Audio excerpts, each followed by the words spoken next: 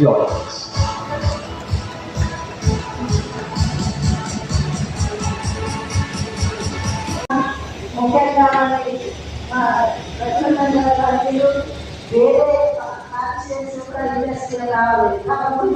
ద్వారా ఎందుకంటే మన బడ్జెట్ కాంట్రిబ్యూషన్ లో దానికి ఏదైతే షేర్ ఉంటుందో ఆ ఏరియాకి సంబంధించి వెనుకబడ్డ ప్రాంతాలకు షేర్ ఇవ్వడం జరుగుతూ ఉంది.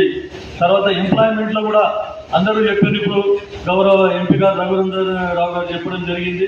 75% ఎంప్లాయ్మెంట్ స్థానికులకే ఇవ్వాలని చెప్పేసి నేను దానితో ఏకీభవిస్తాను. ఎందుకంటే అక్కడ లోకల్లో చాలా మటుకు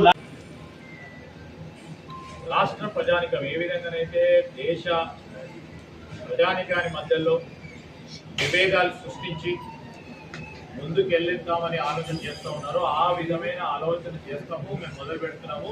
మా టార్గెట్ ఇదే.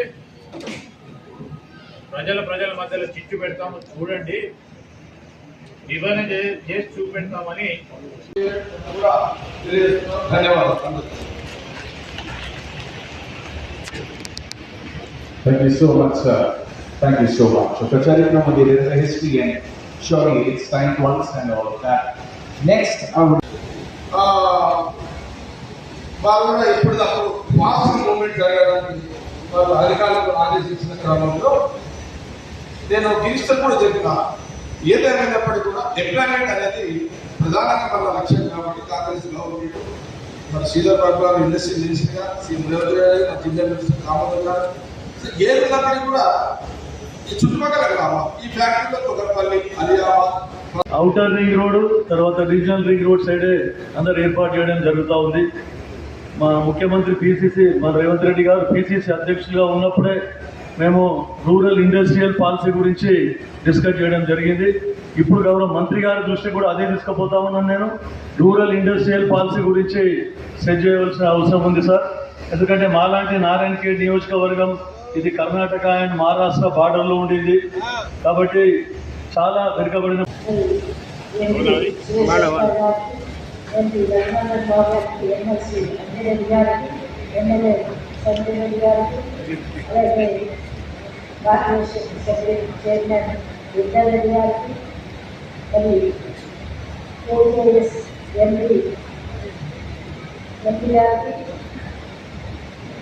కలెక్టర్ గారికి, ఎస్పీ గారికి, మరి టీఏసీ పవన్ మరి గిరీష్ గారికి, మిగతా ఈ కంపెనీకి సంబంధించిన యజమానులందరికీ, ఇక్కడ చేసిన ప్రజాప్రతినిధులు, మరి మార్కెట్ చేసిన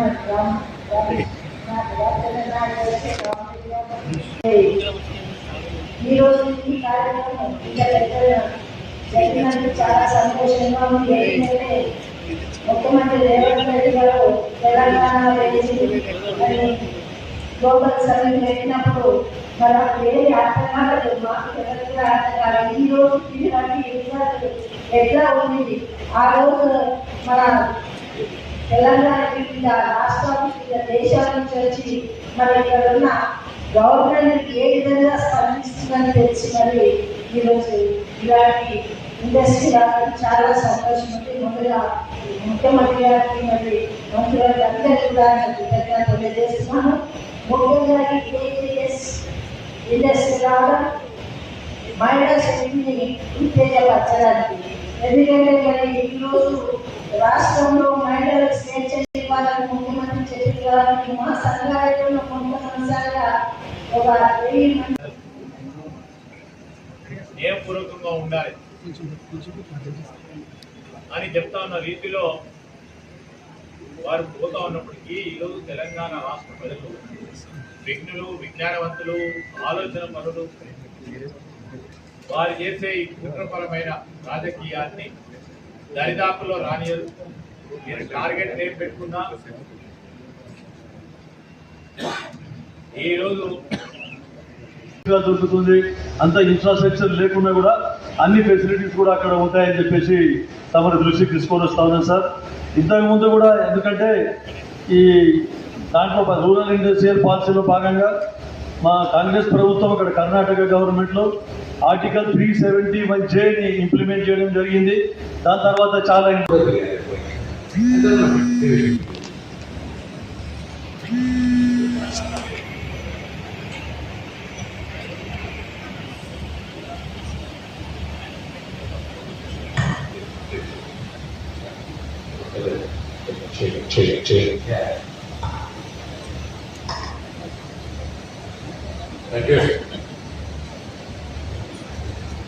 సహచర మంత్రివర్యులు, cabinet colleague, my dearest brother,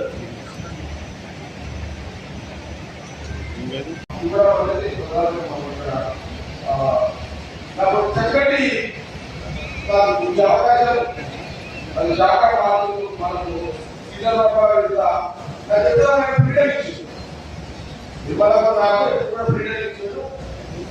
ఆ ఫ్రీడమ్లోనే నాకు ఇంతగా పార్టీ దాదాపు ఈ 5,600 కోట్ల ప్రాజెక్టు 5,600 కోట్ల ప్రాజెక్టు ఇంతమంది ఎంప్లాయ్మెంట్.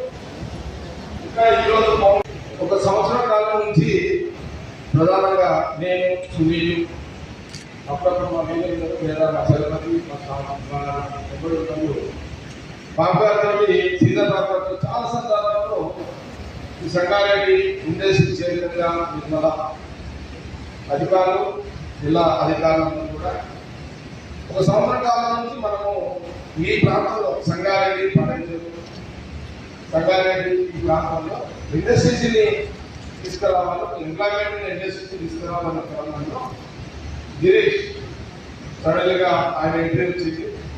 మన సునీల్ మేమందరం కలిసి కూర్చొని ఆయన చెప్పాడు,